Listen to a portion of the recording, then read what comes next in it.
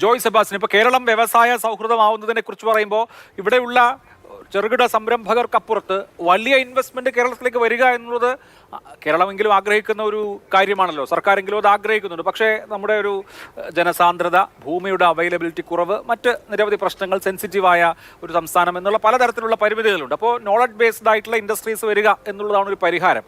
അപ്പോൾ ഈ സർക്കാർ വന്നു, അല്ലെങ്കിൽ ഇപ്പോൾ പി രാജീവ് അവകാശപ്പെടുന്നത് പോലെ ഞങ്ങൾ ഈ രണ്ടാം പിണറായി സർക്കാരിൻ്റെ കാലത്ത് കുറേ കാര്യങ്ങൾ ഫെസിലിറ്റേറ്റ് ചെയ്യാൻ ശ്രമിച്ചിട്ടുണ്ടെന്നൊക്കെ പറയുമ്പോൾ അങ്ങനെ ഒരു അത്തരത്തിലുള്ള വലിയ ഇൻവെസ്റ്റ്മെന്റിന് കേരളത്തിലേക്ക് കടന്നു വരാനുള്ള എന്ത് സാഹചര്യമാണ് ഒരുങ്ങിയിട്ടുള്ളത്?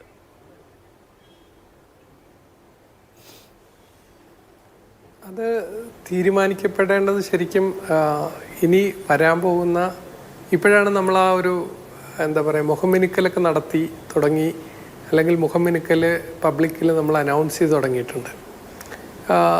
അത്ര ഇപ്പോൾ ഇതിനിടയ്ക്ക് തന്നെ നോളജ് ബേസ്ഡ് ആയിട്ടുള്ള പലരും കേരളത്തിൽ സ്റ്റാർട്ട് ചെയ്തു. IBM ഒരു ഉദാഹരണമാണ് കൊച്ചിയിൽ സ്റ്റാർട്ട് ചെയ്തത്. അത് നേരത്തെ പറഞ്ഞ പല കാരണങ്ങളുണ്ട്. ജോസഫ് സി മാത്യു പറഞ്ഞതുപോലെ അഫോർഡബിൾ ടാലൻറ്റിൻ്റെ അവൈലബിലിറ്റി ആയിരിക്കാം ചിലപ്പോൾ IBM പോലുള്ള കമ്പനികളെ ഇങ്ങോട്ടേക്ക് പറിച്ചു നടപ്പെടുന്നതിന് കാരണമെന്ന് ഞാനും കരുതുന്നുണ്ട്. പക്ഷേ അത് നമ്മളുടെ യൂത്തിന് പ്രയോജനം ചെയ്യും. നമ്മൾ അഫോർഡബിൾ ടാലൻറ്റ്, അതിന് പല കാരണങ്ങളുണ്ടല്ലോ. അഫോർഡബിൾ ടാലൻ്റ് ആവുന്നതിന് ജീവിത ചെലവുകളുടെ കുറവുമൊക്കെ ഉണ്ട്. അപ്പോൾ വൻകിട കമ്പനികൾ ഈ മുഖമിനുക്കലൊക്കെ കണ്ടിട്ട് വേണം. കാര്യം ചെറുകിടക്കാരൊക്കെ നമ്മുടെ നാട്ടിൽ നിന്ന് തന്നെയാണ് സ്ഥാപനങ്ങൾ സ്റ്റാർട്ട് ചെയ്യുക. നമ്മുടെ നാട്ടിൽ നിന്ന് വളർന്നു വന്ന, അല്ലെങ്കിൽ നമ്മുടെ നാട്ടിൽ നിന്ന് പുറത്തു പോയവർ തിരിച്ചു വരുമ്പോൾ കേരളത്തിൽ സ്ഥാപനം തുടങ്ങാൻ പറ്റുമോ, അല്ലെങ്കിൽ സംരംഭം തുടങ്ങാൻ പറ്റുമോ എന്നൊക്കെ ചിന്തിക്കുന്ന തലത്തിലേക്ക് ഇപ്പോൾ കാര്യങ്ങൾ എത്തിക്കാൻ കഴിഞ്ഞിട്ടുണ്ട്. ഇനിയും ഇത് മുന്നോട്ട് കൊണ്ടുപോകേണ്ട, അത് ഏത് ഗവൺമെൻറ് വന്നാലും. ഞാൻ ഇന്ന രാഷ്ട്രീയ പാർട്ടിയുടെ ജോലിയായിട്ട് ഇതിനെ കാണുന്നില്ല.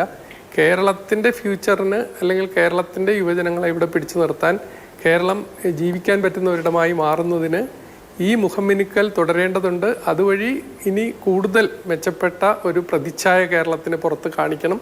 കാണിച്ചാൽ സ്വാഭാവികമായും ഈ ടാലൻറ്റ് ഒരു അതിൻ്റെ കൂട്ടത്തിൽ വളർന്നു വരേണ്ട ഒരു സംഗതി, നമ്മുടെ നാട്ടിലെ കുട്ടികളുടെ സ്കിൽ സെറ്റ് അതിന് അനുയോജ്യമായ രീതിയിൽ മെച്ചപ്പെടുത്തേണ്ടത്. അത് ഇതിന് പാരലായി വളരണം. സ്കിൽ സെറ്റ് എവിടെ നന്നായിട്ടുണ്ടോ അവിടേക്ക് സ്വാഭാവികമായിട്ട് വൻകിട കമ്പനികളും വന്നു ചേരേണ്ടതാണ്. ഇത് രണ്ടും പ്രധാനമാണ്.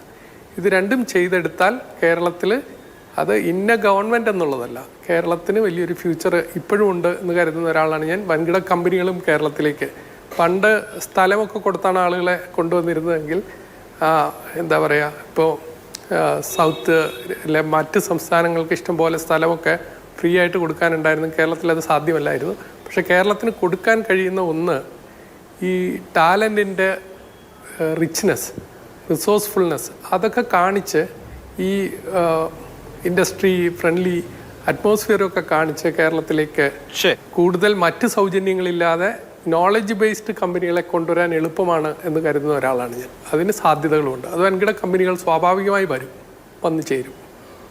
തീർച്ചയായും. എന്തായാലും അടുത്ത സർക്കാർ ഇക്കാര്യത്തിലൊരു നയവ്യതിയാനം വരുത്തേണ്ട കാര്യമില്ല. പക്ഷേ ഇപ്പോൾ സ്വകാര്യ മൂലധനത്തെ ഫെസിലിറ്റേറ്റ് ചെയ്യുകയാണ് ഗവൺമെന്റിന്റെ ഉത്തരവാദിത്വം എന്ന് പറഞ്ഞാൽ പണ്ട് കാലത്ത് ഇടതുപക്ഷത്തിനൊരു അശ്ലീലമായിരുന്നു. ഇപ്പോൾ അങ്ങനെ അല്ല താനും. അപ്പോൾ എന്തായാലും 2026 ശേഷം എന്തായിരിക്കും എന്നുള്ളത് നമുക്ക് അപ്പോൾ കാത്തിരുന്ന് കാണേണ്ട ഒരു കാര്യവുമാണ്.